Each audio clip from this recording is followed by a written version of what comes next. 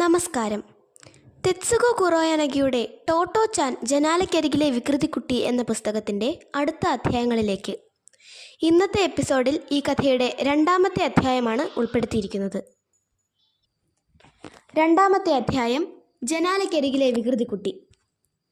ടോട്ടോ ചാനെ പള്ളിക്കൂടത്തിൽ നിന്ന് പുറത്താക്കി, അതും 1-ാം ക്ലാസ്സിൽ വച്ച്. അതായിരുന്നു അവളുടെ അമ്മയെ ഇത്രയേറെ വിഷമിപ്പിച്ചത്. സംഭവം ഒരാഴ്ച മുൻപായിരുന്നു. ചെറുപ്പക്കാരിയും സുന്ദരിയുമായ ടീച്ചർ അമ്മയെ ആളയച്ചു വരുത്തി. മുഖവുരയില്ലാതെ കാര്യത്തിലേക്ക് കടന്നു. ഇവളുടെ വികൃതികൾ കാരണം ക്ലാസ് എടുക്കാനാവുന്നില്ല. നിങ്ങൾ ദയവ് ചെയ്ത് മറ്റൊരു പള്ളിക്കൂടം കണ്ടുപിടിക്ക്. നിൽക്കക്കള്ളി ഇല്ലാതായതുകൊണ്ട് പറയുകയാണ്. നിൽക്കക്കള്ളി ഇല്ലാതാവുകയോ? അതിനും വേണ്ടി എന്ത് ഗുലുമാലാണ് കൊച്ചു ടോട്ടോ ചെയ്തു വച്ചിരിക്കുന്നത്? അമ്മ അക്ഷരാർത്ഥത്തിൽ അന്തം വിട്ടുപോയി. നോക്കൂ, ആകെ പരിഭ്രമിച്ചിട്ടെന്ന പോലെ മിഴിച്ചു നോക്കിക്കൊണ്ട് തനതായ ശൈലിയിൽ ടീച്ചർ പറയാൻ ആരംഭിച്ചു. നിങ്ങളുടെ മകൾ 1000 തവണ ഡെസ്ക് തുറക്കുകയും അടയ്ക്കുകയും ചെയ്യുന്നു. എന്തെങ്കിലും എടുക്കുകയോ തിരിച്ചിടുകയോ ചെയ്യുമ്പോഴല്ലാതെ ഡെസ്ക് തുറക്കുകയോ അടയ്ക്കുകയോ ചെയ്യാൻ പാടുള്ളതല്ലെന്ന് ഞാൻ പ്രത്യേകം നിർദ്ദേശിച്ചിട്ടുള്ളതാണ്. നോക്കൂ, നിങ്ങളുടെ മകൾ അപ്പോൾ എന്തെങ്കിലും എടുക്കുന്നു, തിരികെ വയ്ക്കുന്നു. ഓരോ തവണയും തുറക്കുക, പിന്നെ അടയ്ക്കുക. അതായത് നോട്ട്ബുക്ക് എടുക്കുന്നു, പെൻസിൽ ബോക്സ് എടുക്കുന്നു, ടെക്സ്റ്റ് ബുക്ക് എടുക്കുന്നു. ഇവ ഓരോന്നായി തിരികെ വയ്ക്കുന്നു. സർവ്വതും എടുക്കുക, തിരികെ വയ്ക്കുക. ഓരോ തവണയും ഡെസ്ക് പടേ പടേ എന്ന് തുറന്നടയ്ക്കുക. അതായത് ഇപ്പോൾ എ എന്ന അക്ഷരം എഴുതുകയാണെന്നിരിക്കട്ടെ. ആദ്യം അവൾ ഡെസ്കിൻ്റെ മൂടി തുറന്ന് നോട്ട്ബുക്ക് എടുക്കുന്നു. പടേ എന്ന ശബ്ദത്തോടെ അടയ്ക്കുന്നു. പിന്നീട് വീണ്ടും തുറക്കുന്നു. പെൻസിൽ തപ്പിയെടുക്കുന്നു. വീണ്ടും ചെകിടടപ്പിക്കുന്ന ശബ്ദത്തോടെ അടയ്ക്കുന്നു. നോക്ക്, ആദ്യം എഴുതിയ എയിൽ അവൾക്ക് തൃപ്തി വരാറില്ല. ഡെസ്ക് വീണ്ടും തുറക്കുന്നു, റബ്ബർ എടുക്കുന്നു, മായ്ക്കുന്നു, തിരികെ വയ്ക്കുന്നു. പടക്കം പൊട്ടുന്ന ശബ്ദത്തിൽ അടയ്ക്കുന്നു. വീണ്ടും എ എഴുതുന്നു. അത് കഴിയുമ്പോഴേക്ക് ഓരോന്നായി തിരികെ വെച്ച് അതേ ചെകിടടപ്പൻ ശബ്ദത്തോടെ പലതവണ മൂടി തുറന്നടയ്ക്കുന്നു. കിതപ്പോടെ ടീച്ചർ തുടർന്നു. നോക്കൂ, ഇതൊരു അക്ഷരത്തിൻ്റെ കാര്യമാണ്. ഓരോ അക്ഷരത്തിലും ഈ പൊട്ടലും ചീറ്റലും ആവർത്തിച്ചുകൊണ്ടിരിക്കും. തുറക്കുക, അടയ്ക്കുക, അടയ്ക്കുക, തുറക്കുക. ഒരു ദിവസം എത്ര തവണയാണിത്? എനിക്കെൻ്റെ തല ചുറ്റുന്നു. പക്ഷേ നോക്കൂ, ഞാൻ എങ്ങനെ അവളെ കുറ്റപ്പെടുത്തും? ഓരോ തവണയും അവൾ ഓരോ ആവശ്യം പ്രമാണിച്ചാണ് ഇത് ചെയ്യുന്നത്.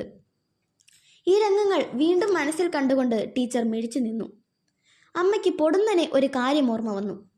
ആദ്യ ദിവസം സ്കൂളിൽ നിന്നും മടങ്ങിയെത്തിയ ടോട്ടോ ചാൻ അത്ഭുതത്തോടെ പറഞ്ഞു, ഈ സ്കൂള് അസ്സലായിട്ടുണ്ട്. അവിടെയുള്ള ഡെസ്ക് ഉണ്ടല്ലോ, നമ്മുടെ പോലുള്ള വലിച്ചു തുറക്കണ മേശയല്ല കേട്ടോ, പെട്ടി പോലെ ഇരിക്കുക. മുകളിൽ അടപ്പ് തുറന്നിട്ട് ടപ്പോന്നിടാം. അതിനുള്ളിൽ എന്ത് വേണേലും വെക്കാലോ. ഹായ്, എന്ത് രസാ. ടോട്ടോ ചാൻ പുതിയ ഡെസ്കിൻ്റെ മൂടി പടപടാന്ന് തുറന്നടയ്ക്കുന്ന ദൃശ്യം അവർ സങ്കല്പിച്ചു നോക്കി. ഒരു പതിവ് കുസൃതിയിൽ കവിഞ്ഞത് എന്തെങ്കിലും അതിലുണ്ടെന്ന് അവർക്ക് തോന്നിയില്ല. പുതുമ നഷ്ടപ്പെടുമ്പോൾ മാറിക്കൊള്ളും, അവർ സമാധാനിച്ചു. എന്നാൽ ടീച്ചറോട് പറഞ്ഞത് ഇങ്ങനെയാണ്. ഉവ്വ്, ഞാനവളെ പറഞ്ഞു മനസ്സിലാക്കാം. പറ്റില്ല, ഇത് മാത്രമായിരുന്നെങ്കിൽ ഞാനങ്ങ് സഹിക്കുമായിരുന്നല്ലോ. ടീച്ചറുടെ ശബ്ദം ഉയർന്നു. അവർ ആവേശം കൊണ്ട് ഒന്ന് മുന്നോട്ടാഞ്ഞു. അമ്മ അല്പം പിന്നിലേക്ക് നീങ്ങി. ടീച്ചർ ദീർഘനിശ്വാസത്തോടെ തുടർന്നു. ഡെസ്കിൽ പ്രത്യേകിച്ച് പരിപാടിയൊന്നുമില്ലെങ്കിൽ അവൾ എഴുന്നേറ്റ് നിൽക്കും. നിൽക്കുകയോ? എവിടെ? അമ്മ അത്ഭുതപ്പെട്ടു. ജനാലയ്ക്കടുത്ത്. അല്പം ഈർഷ്യയോടെയാണ് ടീച്ചർ അത് പറഞ്ഞത്. അവൾ എന്തിനാ ജനലിനടുത്ത് പോയി നിൽക്കുന്നത്? എന്തിനെന്നോ, തെരുവ് പാട്ടുകാരെ ഇങ്ങോട്ട് ക്ഷണിക്കാൻ. ടീച്ചർക്ക് പുച്ഛമടക്കാനായില്ല. ടീച്ചർ പറഞ്ഞ കഥയുടെ ചുരുക്കം ഇതാണ്. മണിക്കൂറുകളോളം നീളുന്ന ഡെസ്കിലെ കലാപരിപാടി കഴിയുമ്പോൾ ടോട്ടോ ചാൻ ജനലിനടുത്തേക്ക് നീങ്ങും. അവിടെ അടങ്ങി നിന്നുകൊള്ളുമല്ലോ എന്ന് ടീച്ചർ ആശ്വസിക്കാൻ തുടങ്ങുമ്പോഴേക്ക് അവളുടെ അടുത്ത പരിപാടി ആരംഭിക്കുകയായി. ജനലിന് പുറത്ത് തെരുവിലൂടെ പോകുന്ന കോമാളി വേഷം കെട്ടിയ പാട്ടുകാരുടെ സംഘത്തെ കൈ കാട്ടി വിളിക്കും. ഏയ് ഏയ്, വാ, ഒന്ന് പാടിയിട്ട് പോകൂന്നേ. തെരുവിനോട് ചേർന്ന കെട്ടിടത്തിലെ താഴത്തെ നിലയിലാണ് ടോട്ടോ ചാൻ്റെ ക്ലാസ്. കുട്ടികൾക്ക് തെരുവിൽ നിൽക്കുന്നവരോട് അനായാസം സംസാരിക്കാം. കൊച്ചു ടോട്ടോയുടെ വിളിയിൽ ആകർഷിക്കപ്പെട്ട് പാട്ടുസംഘം ജനലിനടുത്തെത്തുമ്പോൾ അവൾ ആ വിവരം ക്ലാസ്സിലെ എല്ലാവരെയും വിളിച്ചു കൂവി അറിയിക്കും. കുട്ടികളെല്ലാം പിന്നെ ജനാലയ്ക്കരികിലായി. ടോട്ടോ ചാൻ പറയും, ഏയ്, എന്തേലും ഒന്ന് പാട്. സാധാരണയായി അതുവഴി മിണ്ടാതെ പോകുന്ന പാട്ടുകാർ ഈ വിളി കേൾക്കുന്നതോടെ തകർപ്പൻ പരിപാടി തുടങ്ങുകയായി. പീപ്പി, ചെണ്ട, കൈമണി, പൊടിപൂരം. തീരുന്നതുവരെ കാത്തിരിക്കുകയല്ലാതെ പാവം ടീച്ചർ എന്ത് ചെയ്യും? പാട്ടും മേളവും കഴിഞ്ഞ് സംഘം മടങ്ങുന്നതോടെ എല്ലാവരും തിരികെ ഇരിപ്പിടങ്ങളിലെത്തും, ടോട്ടോ ചാൻ ഒഴികെ. കുട്ടി എന്താ ഇനിയും അവിടെ തന്നെ നിൽക്കാനാണോ ഭാവം? ടീച്ചർ ചോദിക്കും. അയ്യോ, പുറകെ ഇനിയും വരണുണ്ട്, അവരെ വിളിച്ചില്ലേ നാണക്കേടാ, അവർ ഗൗരവഭാവത്തിൽ പ്രതിവചിക്കും. നോക്ക്, എന്തുമാത്രം സമയമാണ് നഷ്ടപ്പെടുന്നതെന്ന് നിങ്ങളൊന്ന് ആലോചിച്ചു നോക്ക്. ടീച്ചർ വികാരാധീനയായി. അമ്മയ്ക്ക് അവരോട് സഹതാപം തോന്നി. ടീച്ചർ നിർത്തിയില്ല. അതും പോരാഞ്ഞിട്ട് ഇനിയുമുണ്ടോ? അമ്മ വാ പൊളിച്ച് നിന്നുപോയി. ഉണ്ടോ എന്നോ? അവർ തുടർന്നു. അവളുടെ ഈ വിക്രമങ്ങളുടെ എണ്ണം എടുക്കാനെങ്കിലും കഴിഞ്ഞിരുന്നെങ്കിൽ ഇവിടെ നിന്ന് കൊണ്ടുപോകാൻ ഞാൻ നിങ്ങളോട് പറയുമായിരുന്നില്ല. ടീച്ചർ ഒന്ന് നിർത്തി. ഒരു നെടുവീർപ്പോടെ തുടർന്നു. ഇന്നലെ ക്ലാസ് എടുത്തുകൊണ്ടിരിക്കുമ്പോൾ പതിവ് പോലെ ടോട്ടോച്ചാൻ ക്ലാസ് ജനാലയ്ക്കടുത്തായിരുന്നു. അവൾ ആ തെരുവ് പാട്ടുകാരെ കാത്തു നിൽക്കുകയാണെന്നേ ഞാൻ വിചാരിച്ചുള്ളൂ. പെട്ടെന്ന് അവൾ പുറത്താരോടെ വിളിച്ചു ചോദിക്കുക, ഓയ് എന്തെടുക്കും അവിടെ? ഞാൻ നിൽക്കുന്നിടത്തു നിന്ന് ജനലിനപ്പുറത്തേക്ക് കാണാൻ കഴിയില്ല. സ്വാഭാവികമായും എനിക്കൊരാകാംക്ഷയുണ്ടായി. അപ്പോഴുണ്ട് വീണ്ടും, എന്തെടുക്കും അവിടെ? പതിവ് പോലെ തെരുവിലായിരുന്നില്ല അവളുടെ കണ്ണ്. മുകളിൽ എവിടേക്കോ നോക്കിയായിരുന്നു ചോദ്യം. എനിക്ക് കൗതുകം ഇരട്ടിച്ചു. മറുപടി കേൾക്കാൻ ഞാൻ ചെവി വട്ടം പിടിച്ചു. അനക്കമില്ല. അവളൊട്ട് നിർത്തുന്നുമില്ല. എന്തെടുക്കുക? ഓയ് ഹൂയ്, എനിക്ക് പഠിപ്പിക്കാൻ പറ്റുമോ? ഒടുവിൽ ക്ഷമ നശിച്ച് ജനലിനടുത്ത് ചെന്ന് നോക്കുമ്പോഴുണ്ട് കൂരയുടെ എറമ്പിൽ 2 തൂക്കണാങ്കുരുവികൾ ഇരുന്ന് കൂട് കെട്ടുന്നു. അവരോടാ നിങ്ങളുടെ പുന്നാരക്കുട്ടി ചോദിക്കുന്നത് എന്തെടുക്കുവാന്ന്. അല്ല, എനിക്കറിയാം, കുട്ടികളാവുമ്പോൾ കാക്കയോടും കുരുവിയോടുമൊക്കെ സംസാരിച്ചെന്നിരിക്കും. സംസാരിച്ചോട്ടെ, എന്നാലും പഠിപ്പിച്ചുകൊണ്ടിരിക്കുന്ന നേരത്ത് തന്നെ വേണോ കിന്നാരം? ഞാൻ അത്രേ പറയുന്നുള്ളൂ. വിഷണ്ണയായി നിന്ന അമ്മ മാപ്പ് പറയാൻ തുടങ്ങുമ്പോഴേക്ക് ടീച്ചർ തുടർന്നു. ഇനി ഡ്രോയിങ് ക്ലാസ്സിലെ സംഭവം കേൾക്കണം. എല്ലാവരോടും ദേശീയ പതാക വരയ്ക്കാൻ പറഞ്ഞു. കുട്ടികളെല്ലാം വരയ്ക്കാൻ തുടങ്ങി. നിങ്ങളുടെ പുന്നാര മോളുണ്ടല്ലോ, അവൾ മാത്രം ജാപ്പനീസ് നേവിയുടെ പതാക പണിയാൻ ആരംഭിച്ചു. പോട്ടെ, അതെങ്കിലും അത് എന്ന് ഞാനും കരുതി. അപ്പോഴേക്കും അതാ വരുന്നു കൊടിക്ക് ചുറ്റും മഞ്ഞ തൊങ്ങല്.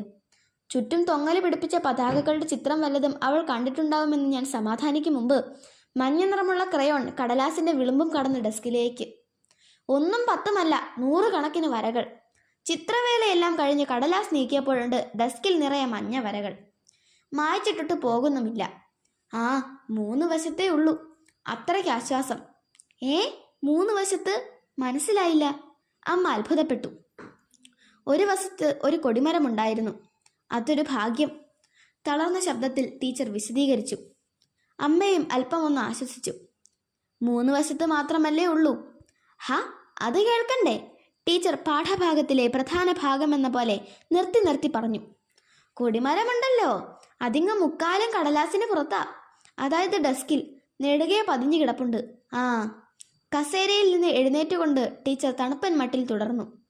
എനിക്ക് മാത്രമല്ല, അടുത്ത ക്ലാസ്സിലെ അധ്യാപികയ്ക്ക് പോലും നിങ്ങളുടെ മകളെ കൊണ്ട് പൊറുതിമുട്ടി. അത് ഒടുക്കത്തെ വാക്കായിരുന്നു. ഇത് ശരിയാവില്ല. അമ്മയ്ക്ക് കാര്യത്തിൻ്റെ കിടപ്പ് പിടികിട്ടി. മറ്റൊരു പള്ളിക്കൂടം കണ്ടുപിടിക്കണം. അവളെ മനസ്സിലാക്കാൻ കഴിയുന്ന ഒരു വിദ്യാലയം. അവിടെ തൻ്റെ മകൾക്ക് മറ്റുള്ളവരോട് ഒത്തുപോകാൻ കഴിയണം. ഒരുപാട് അന്വേഷണങ്ങൾക്ക് ശേഷം അത്തരമൊന്ന് അവർ കണ്ടെത്തി.